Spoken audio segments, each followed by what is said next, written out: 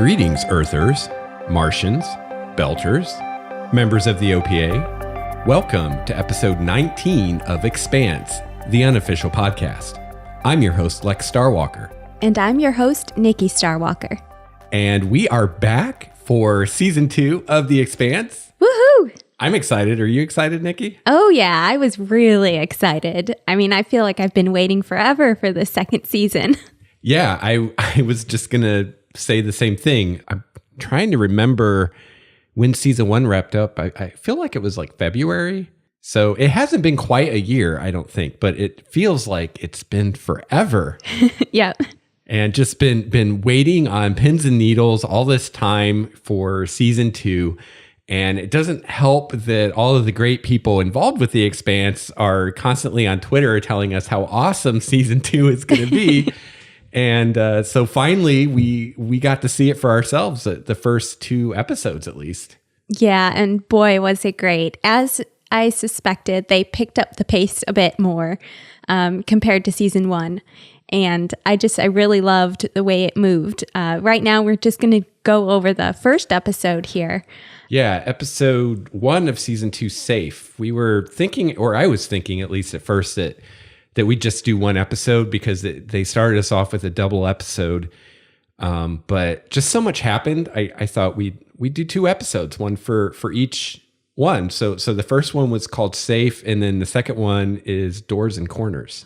Love that. So yeah, so we're back, and I think that we'll just kind of do what we did last year and just kind of go through the episode chronologically and talk about whatever we feel like talking about. Sounds good. So let's just jump into it.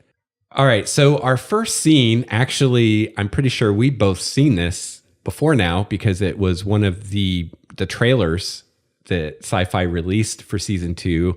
We've got Bobby Draper in her powered armor with some other Marines on Mars. Yeah, and this is the first time you see her, and it's just a great introduction to the character. She's with her team, and I have to say, I think this is my favorite scene of the whole episode, is her running through this drill with her team.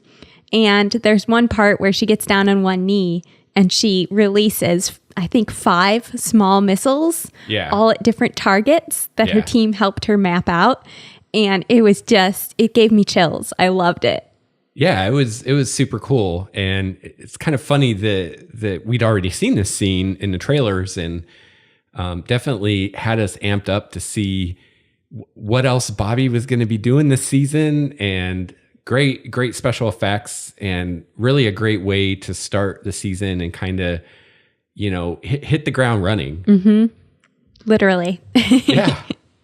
So next we go to the Rocinante, and Holden and Miller are still dealing with their radiation poisoning from the end of season 1, and they're hooked up to the autodocs and getting their treatments. And Holden has a nightmare about the protomolecule being on board and infecting him and Naomi and all that good stuff. Oh yeah, and that scene was great too because she has these blue lights coming out of her ear, and I didn't realize while I was watching that it was possibly a dream. Yeah. And so I got, suddenly I was creeped out, and then he starts coughing just like Julie Mao did.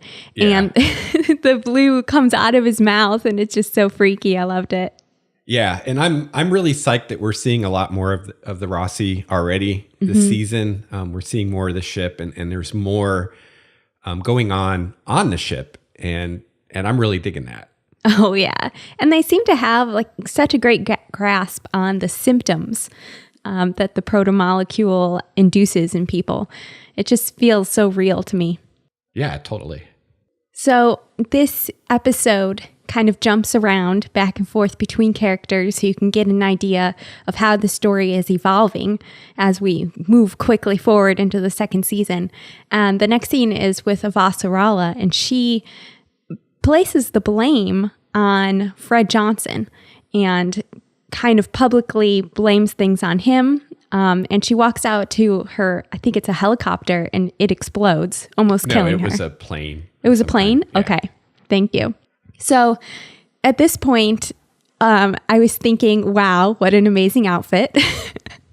Her outfits are the best on this episode. They're just lovely. I mean, I can't even explain to you how much I love them. All this great stuff going on, and Nikki's looking at people's clothes. Just her. She has beautiful silk clothing. It's amazing. Anyway, and so... Kudos costume department. Oh, yeah. Oh, my gosh. I want her outfits. But she's also like just wearing these beautiful gloves. Anyway, okay, I'll stop on the clothing. But she gets killed she almost gets killed. Oh my gosh. And my second thought was, who's behind this? Could it have been the OPA? Because she seems to be blaming them for things. Yeah, and I think something to keep in mind here is there are more factions than just Earth, Mars, and the OPA. And we're seeing some of this in these first 2 episodes. Is there are at least 2, probably more factions within the OPA. There's Fred Johnson who's trying to present this more kind of we're not terrorists kind of face, but then you have this more militant faction that are terrorists. Mm-hmm. And it seems like there's as much conflict between the different aspects of the OPA as there is between Earth and Mars and everybody else. So, I don't think even at this point in the show, we even necessarily know all the players involved yet. And it's very complex. Right. And to me, that makes it more realistic because in reality, there would be a bunch of different groups, all with different ideas on how things should progress and, different actions to take. So I really like that about the show. So yeah, Avasarala is nearly blown up, but is not blown up, which we're all grateful for. And then we're back on the Rocinante, and Naomi is in the airlock with the airlock open. So she's in vacuum, trying to get open this safe that they'd gotten back in the last episode of season 1. Finally gets it open, and probably not surprising anyone watching what was inside. Dun, dun, dun. The protomolecule. That's right. It's like, oh crap, what do we do with this? So there's discussion among the crew, what do we do with this? Some of them want to just, I think maybe it was Amos that suggested putting it on the end of a missile and shooting it into the sun. But Naomi says, well, this could possibly be used to make some kind of vaccine or some kind of treatment for this weapon. And it seems like somebody's developing with this stuff. Yeah. And at this point, personally, I'm on the fence because I can understand the fear that they have of it and wanting to just destroy any trace of it. But at the same time, if there's a chance to save people, then maybe she's right. Maybe we should be attempting to make a vaccine. So ultimately, they decide to hide it in an abandoned asteroid belt.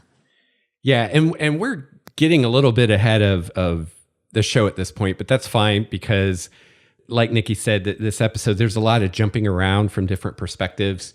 And I think if we try to do that on the podcast, it's going to feel pretty disjointed. So yeah, they eventually decide, we definitely don't want this getting into the wrong hands. And we're not even sure right now who the right hands would be. Like, they don't really trust Fred Johnson yet. They don't know, what his true motives are. So yeah, they put it on a missile and they hide it behind an asteroid somewhere out in the middle of nowhere. Yep. And this is the first episode where we hear people suggesting that this virus is actually from outside our solar system. Yeah. Extrasolar. Yeah. I like that term. Yeah. So that's pretty cool and definitely an escalation of stakes because now, up till now, I don't know what people who haven't read the books were thinking up to this point watching the show. I mean, Nikki and I have both read the books, so we kind of know already what's going on, assuming that they don't deviate, hugely from how things unfold in the books. Mm-hmm. But I imagine that up to this point, people were probably thinking that this is some kind of, bioweapon that Earth or Mars or the OPA or somebody developed, some kind of genetic engineering or something like this. And no, turns out this is something that not only is not human in origin, but isn't even from our own solar system. It's from somewhere out there. And, I think it was Holden that said something about, whoa, this is alien. This is basically our first sign that there is alien life. So, Right. At least in the Expanse universe at this point, it sounds like they haven't found any evidence of life beyond our solar system. That's right. So this could be very meaningful for all of humanity. And it's kind of interesting because, you have this conflict going on between Earth and Mars and the belt. And now we find out that there may be another player on the board who is, beyond all of that, who is from out there somewhere. And at least to me, it really brought home kind of how petty, this squabbling among humans is when, maybe there's a greater enemy out there. And they talk about how, what was it? It was Phoebe that they found this on, right? Mm-hmm. So this was an object that itself came from outside the solar system and was captured by Saturn. So, first of all, I don't think we really have any concept yet in the show of how long ago this happened, but, way before the human race was even a thing, this was sent here from wherever it came from. So, not only do we potentially have this adversary that's way beyond us in technology, but this is someone who was making moves against us before we even existed. Oh, wow. I didn't put that together. Yeah. So it's kind of like, if whoever sent this protomolecule is still out there, they are so far beyond us that even if all of humanity worked together, probably still wouldn't have a prayer. So to have everybody at cross purposes right now seems like really bad idea. Oh, yeah. It seems like everyone's doomed. Of course, nobody knows about this, right? The only people that have a clue right now are the people on the Roci and whoever's behind this protomolecule research. It seems like nobody else knows. And these people, Mao and all of them, they're not affiliated with a government. This is a private enterprise. So Earth government is clueless. Mars government is clueless. The leadership, such as it is in the OPA, seems like they're clueless. Like everybody that's really in control has no idea what's going on. Right. So there's possibly this all-powerful enemy kind of lurking in the shadows while the children are bickering over, who gets the first slice of cake. Right. Couldn't it be, with that in mind, couldn't it be a little bit maybe arrogant to think that there is an enemy targeting humans specifically? Well, they couldn't have been because, humanity presumably didn't exist when this came from wherever it came from. Right. So, I think the idea right now is that it was targeting Earth. But I don't know. I'm not sure that I even buy that because I would think if it was targeting Earth, it would have gotten Earth and not been trapped by Saturn's gravity. I mean, if someone had the technology to send this thing across, between solar systems, you'd think they would have, calculated for Saturn's gravity and it would have ended up where they wanted it to. So I suspect it ended up exactly where it was supposed to. Right. So, who sent this, if it was even sent, and why? Who knows? Was there a plan? If so, what was it? Yeah. This is all rampant speculation on our part. And in the show, the characters don't know either. Right. So we also have quite a bit of politicking going on. And I have to say, anytime, whether you're talking about a show or a movie where you have, this kind of politicking stuff, it's so easy for that to just be mind-numbingly boring. I'm thinking of you, Star Wars Episode 1, but but I have to say, you know, on the Expanse, they are, at least for me, they're really pulling it off in a way where I'm engaged. You know, when we have the scenes with Avasarala and Aaron Wright and all of them, and they're deciding what to do, you know, I'm still interested. I'm not phasing out for that. I think part of that is those scenes tend to be fairly short. And also, you know, there's always like high stakes involved in that scene. There's always something really important going on. So I think they're doing a really great job with just the writing and the directing and the acting and really not losing momentum when we have these scenes where it's like, all right, let us explain to you the political situation now. You know, that could easily be like, you know, you just lose all the momentum at that point. And I think they're doing a great job of not doing that. Oh, yeah. When we were in the UN meetings, I think there were a couple, but when we were in that room, there was a tense feeling to it that was kept up through the whole scene. And I think a lot has to do with the dialogue, as you mentioned, just keeping the pace, going back and forth, keeping the pressure on everyone to get a solution out on the table. And you know what really helps is the visual effects, because they were throwing things on the screen, and it was so neat because it wasn't just a screen, it was a hologram. Right. And that technology, you know, is so far in the future, I think, at this point, but you don't think so? I think holograms, it would be a really difficult thing to do. No, we can make holograms now. On that level? Really? Well, not with that level of red, you know, they don't look that good, but. Well, we could do it for a lot of money. No, I mean, Mythbusters, I think it was Mythbusters had or no, was it White Rabbit? I don't remember, but they had a little exercise where you could make your own little hologram at home. It's not hard to do. I forgot about that. Yeah. Anyway, it was just kind so of cool. funny that you brought that up because I've been wondering, watching this, they have their gestures that they use to interface with the technology. Like they have the gesture that they use where, you know, I've got something on my pad and I want to send it to your pad, or I want to put it on the screen on the wall, and I just kind of flick it in that direction. And it just makes me think of the original Star Trek and how they had their communicators and how that kind of led to the flip phones, you know? So I'd be willing to bet, and I know that there's already some technology out there where you can use gestures to control things.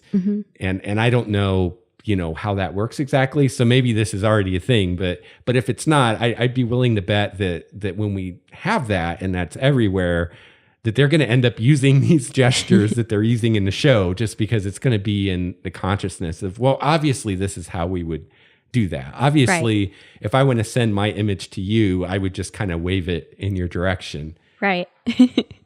So yeah, that's really cool. And I like how they can kind of grab the holograms and like expand them and flip them around. And if another person puts something up there, they can grab it and throw it off. Yeah. Oh, something I want to kind of remind everybody of, you know, Nikki and I just watched the first season again in the last few weeks, you know, kind of in anticipation for this. But for those of you that maybe didn't do that, and it's been a while since you saw season 1, I just want to remind you that Avasarala knows that Aaron Wright is bad news. She knows that, you know, he's somehow involved with this, and she knows that he's out to get her. And I think even in this episode, she makes reference to, you know, the fact that she's still alive, you know, and that, you know, I guess they did try to kill her, or somebody did. But, you know, I think it's really cool, the kind of the intrigue that's going on, and how right now she's playing along with him. And, you know, back in season 1, she talked about playing this role that he accepts, or he expects from her, where she's kind of fixated on yesterday's prize and not seeing what's happening around her. And so she's kind of manipulating him, and she's playing into what he expects her to do, so that he doesn't realize that she's onto him. And I'm really enjoying in these 2 episodes this season, you know, how she's kind of playing that part and waiting for her moment to make her move. Right. Yeah. And she's subtly making changes in the background.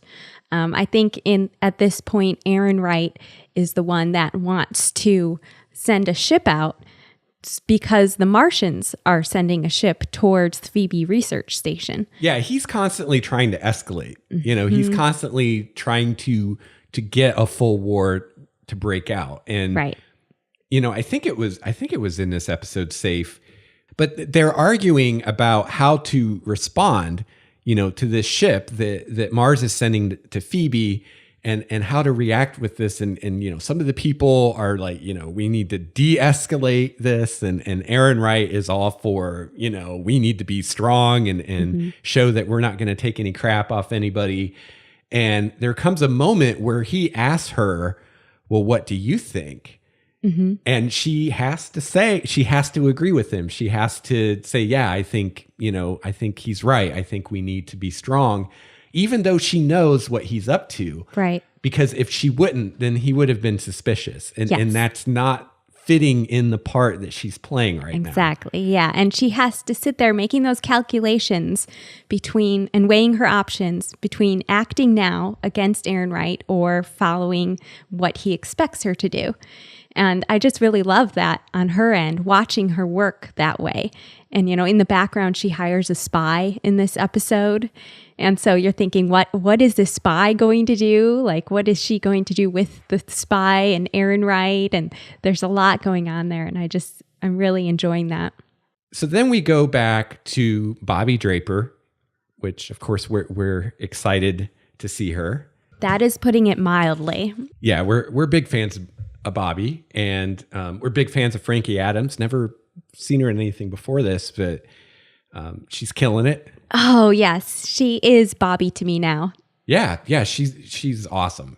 So we go back to her and her crew, and they're getting ready to actually assault Phoebe, and they're Marines. They're going to land on Phoebe and do a ground assault. And the ship that they took off from fires missiles.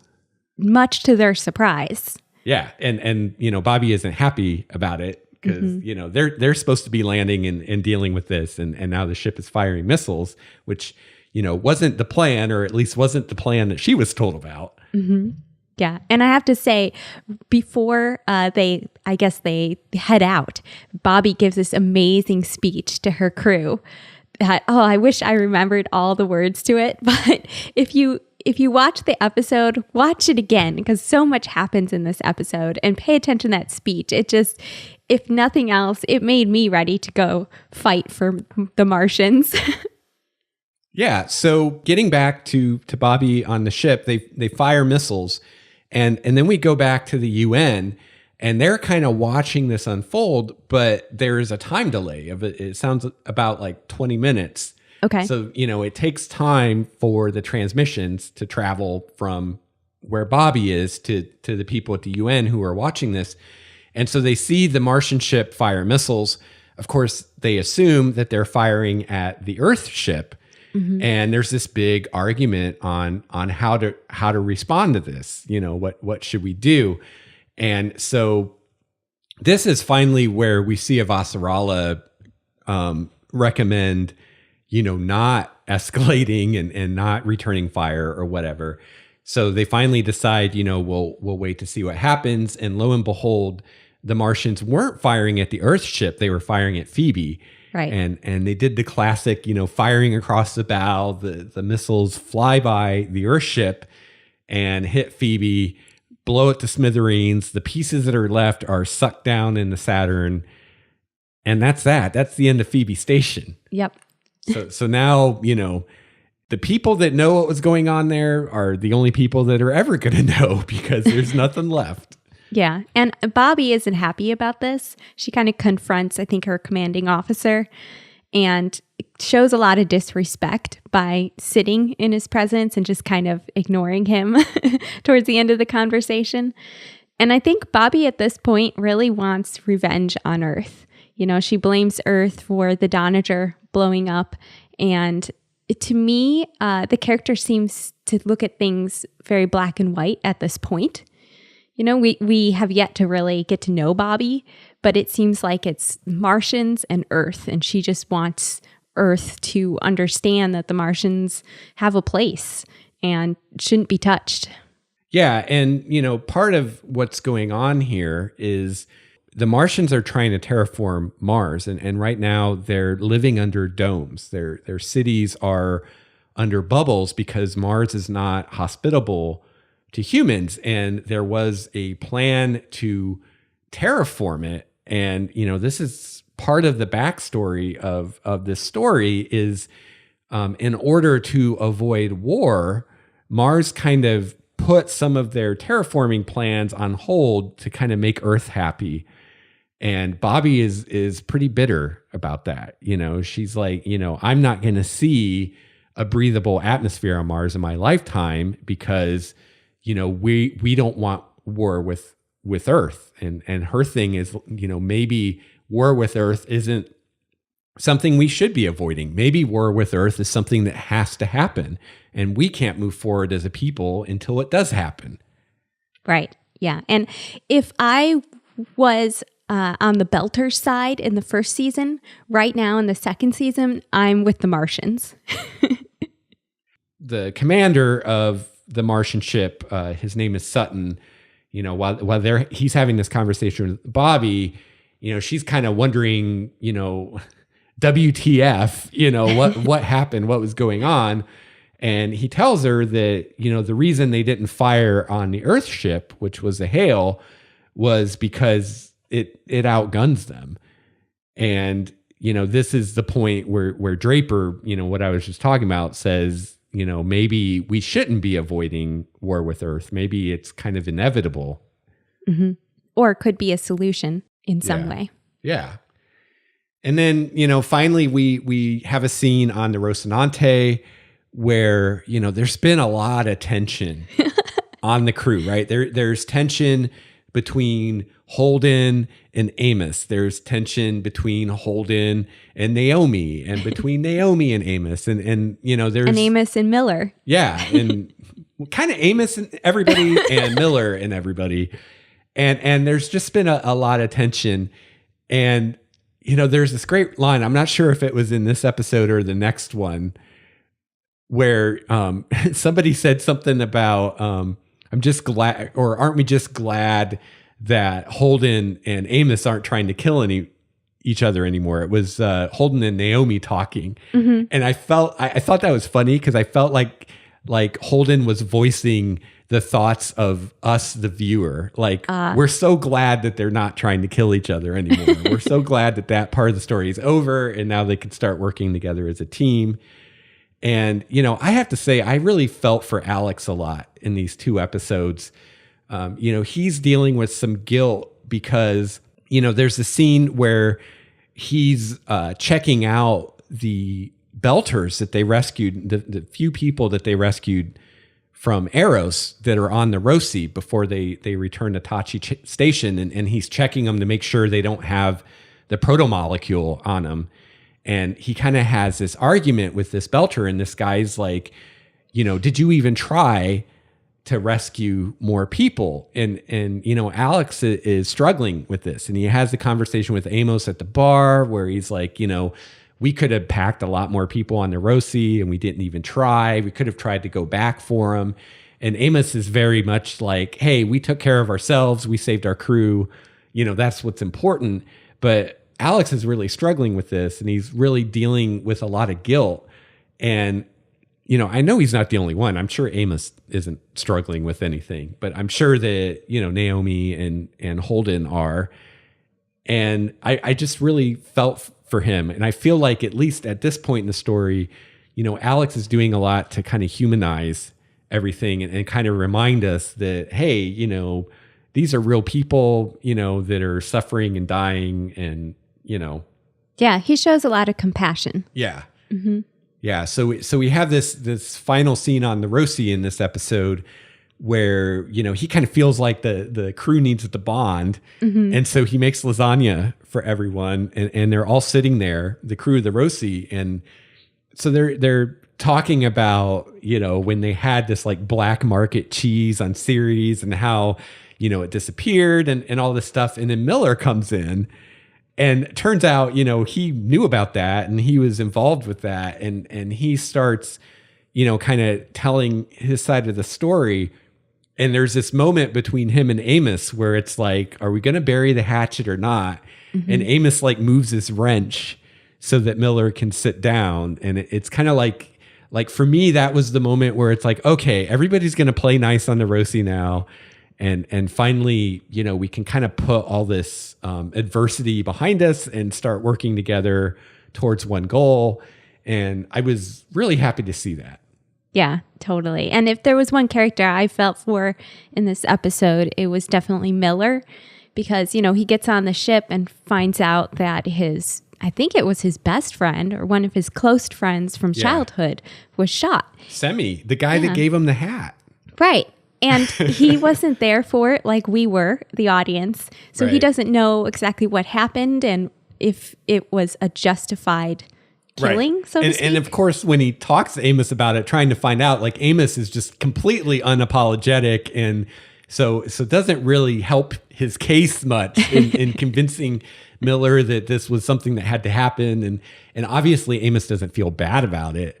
So it was kind of rough because, it's like if Amos could have been like, yeah, I felt really bad. I didn't want to do it, but I had to, blah, blah, blah, blah, blah.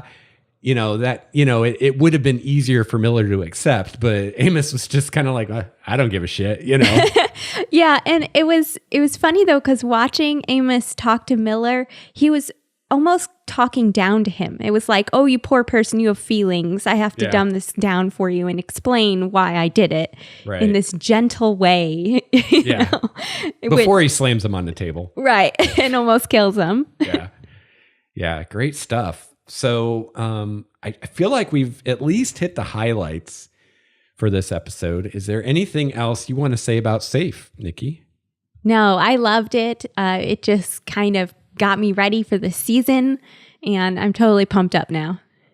Yeah, and so, they started us out with a double episode. So we got episode 1, Safe, and episode 2, Doors and Corners, all together, same night. We got to see them all back to back, which is super awesome.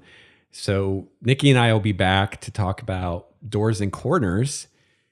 Yeah, and it's great to be back. It's great to be watching The Expanse again. And I just have to say, this is like my favorite thing on TV, ever. Even over Star Trek? Oh, yeah. I mean, don't get me wrong. I love me some Star Trek, but to me, this is more relatable, partly because it's not so far in the future.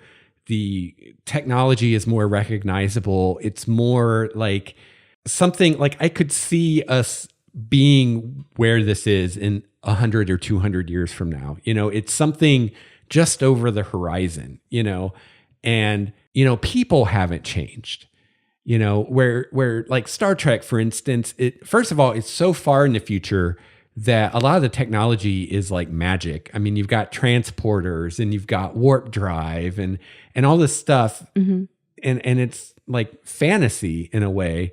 And also, humanity has evolved to this point where there's no war and, people like live their lives to better themselves and all this stuff. And, you look through human history and, human nature hasn't changed fundamentally in that time. So it's hard to accept that it's going to change in the next 1,000 years or at least change very much.